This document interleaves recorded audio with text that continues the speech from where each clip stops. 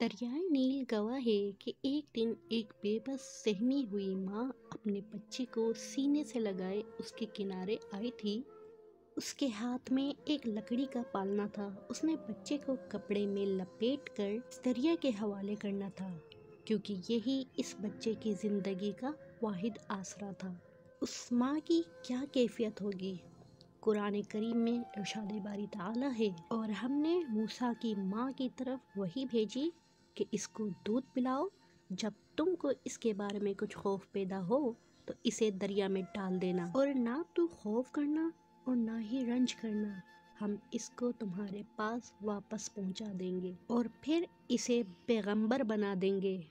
بندگی کی معراج تھی جو ایک ماں نے پھر حکم خداوندی پر اپنا بچہ نیل کی موجوں کے حوالے کر دیا۔ اللہ رب العزت نے پھر اسے اس گھر میں شہزادوں کی طرح پالا جس کے خوف سے اسے ماں نے دریا کے حوالے کیا۔ اسی ماں کی گود اسے محل میں دلائی اور اس ماں جیسی ایک اور محبت کرنے والی ماں بھی دے دی۔ یقین اسی بندگی کا نام ہے۔ انسان بس کوشش کا ذمہ دار ہے۔ نتائج کا بوجھ اگر آپ کو بہت بے چین کرے گا، تب آپ ہر وقت ایک نامعلوم خوف اور بے چینی کا شکار رہیں گے۔ 2019 کے ایک سروے میں دنیا بھر میں 300 ملین سے زیادہ اینزائٹی کے مریض تھے جن کو پتہ نہیں تھا کہ وہ بیمار ہیں۔ ان کی تعداد اس سے کہیں زیادہ ہوگی۔ اس بے چینی اور نامعلوم خوف و سکون کو واپس لانے کا سب سے بہترین راستہ اللہ رب العزت پر مکمل یقین ہے۔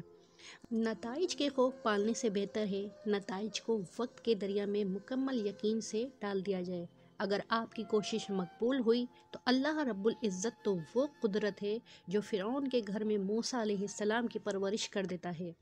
وہ تو دنیا کے سب سے ظالم شخص کے سامنے سب سے غریب بندے پر نیکی سے پیش آ سکتا ہے۔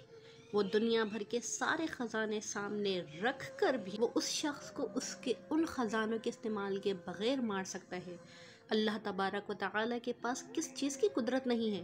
یہ ساری کہانی کا مقصد صرف ایک ہی ہے کہ تم محنت کرو اور محنت کرو، بس محنت کرو، اور اس کے بعد اس کے نتیجے کو اللہ تبارک و تعالیٰ کی ذات پر چھوڑ دو۔ اور اگر تم اللہ پر توکل کرنے والے ہو تو یقین ماننا تمہاری محنت سے زیادہ پھل تمہیں ملے گا، کیونکہ اللہ کسی کو بھی اس کی محنت سے کم اجر نہیں دیتا بلکہ زیادہ اجر دیتا ہے۔ اور تمہاری محنت میں تمہاری دل لگی اور تمہاری ڈیڈیکشن کا شامل ہونا بہت ضروری ہے۔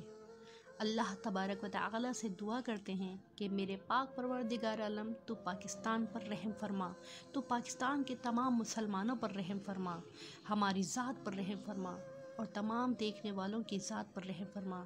آمین یا رب العالمین۔